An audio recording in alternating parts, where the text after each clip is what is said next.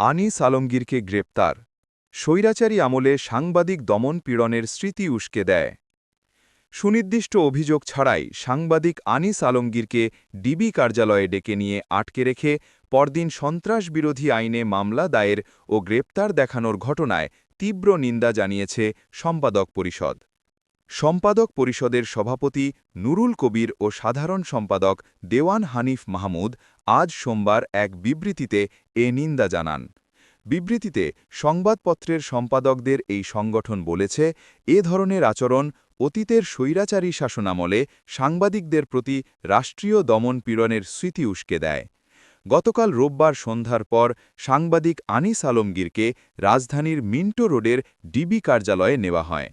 এ বিষয়ে আনিস আলমগীর গতকাল রাত 8:30টার দিকে মুঠোফোনে প্রথম আলোকে বলেন, তাকে ধানমন্ডি এলাকার একটি জিম থেকে রাত 8টার দিকে ডিবি কার্যালয়ে নেওয়া হয়।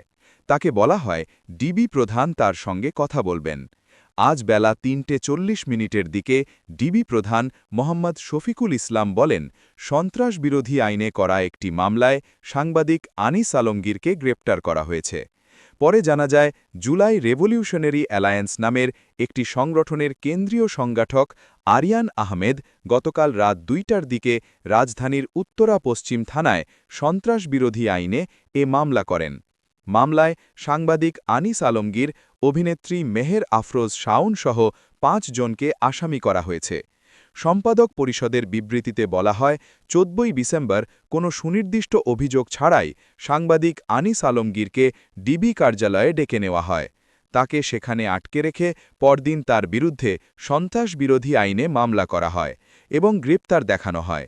এ ধরনের আচরণ অতীতের স্বৈরাচারী শাসনামলে সাংবাদিকদের প্রতি রাষ্ট্রীয় দমন পীড়নের স্মৃতি উস্কে দেয়।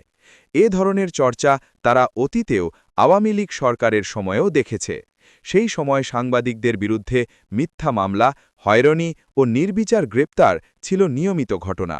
বর্তমান ঘটনাটি সেই দুঃখজনক বাস্তবতারই পুনরাবৃত্তি। বিবৃতিতে আরও বলা হয়, সম্পাদক পরিষদ এ ঘটনার তীব্র নিন্দা জানাচ্ছে।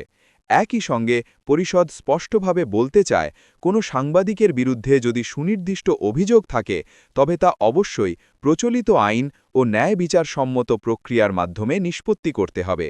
অভিযোগ ছাড়াই ডিবি কার্যালয়ে ডেকে নেওয়া, সেখানে আটকে রাখা কিংবা পরে সন্ত্রাসবিরোধী আইনে মামলা দিয়ে গ্রেপ্তার দেখানো কোনোভাবেই গ্রহণযোগ্য নয়। বিবৃতিতে সম্পাদক পরিষদ আরও বলেছে, 2024 সালের 5ই অগস্ট গণ-অভ্যুত্থানের মধ্য দিয়ে শেখ হাসিনার পতনের পর থেকে বহু সাংবাদিকের বিরুদ্ধে মিথ্যা হত্যা মামলা করা হয়েছে এবং অনেকেই এখনও কারাগারে রয়েছেন। এ বিষয়ে এর আগেও সম্পাদক পরিষদ তাদের অবস্থান স্পষ্ট করে বলেছে, সাংবাদিকদের বিরুদ্ধে দায়ের করা মিথ্যা হত্যা মামলা প্রত্যাহারের কথা। সরকারের পক্ষ থেকে আইন উপদেষ্টা এসব মিথ্যা মামলা ও হয়রানির বিরুদ্ধে পদক্ষেপ নেওয়ার প্রতিশ্রুতি দিলেও এখনও মামলাগুলো প্রত্যাহার করা হয়নি। এ ধরনের আচরণ অতীতের স্বৈরাচারী শাসনামলের সাংবাদিক নিপীড়নের স্মৃতি মনে করিয়ে দেয়। বিবৃতিতে বলা হয়, সম্পাদক পরিষদ এ ধরনের আচরণের তীব্র নিন্দা জানাচ্ছে এবং সব ভিত্তিহীন মামলা প্রত্যাহারের দাবি জানাচ্ছে।